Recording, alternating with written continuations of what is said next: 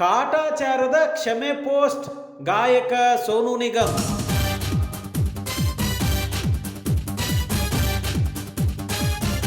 ಕಾನೂನಿನ ಕಠಿಣ ಶಿಕ್ಷೆಯಾಗಬೇಕು ಎಂದು ಕನ್ನಡ ರಕ್ಷಣಾ ವೇದಿಕೆಯ ರಾಜ್ಯಾಧ್ಯಕ್ಷರಾದ ನಾರಾಯಣಗೌಡರು ಪಟ್ಟು.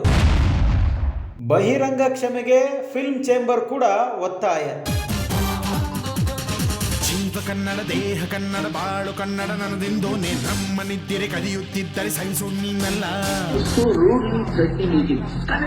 कन्नड़ा यही कारण है पहलगाम में जो हुआ है ना, यही कारण है जो कर रहे हो. 4-5 गुंडे टाइप थे जो वहाँ पे चला रहे थे. उनको इनफैक्ट वहाँ के हजारों लोग मना भी करते थे.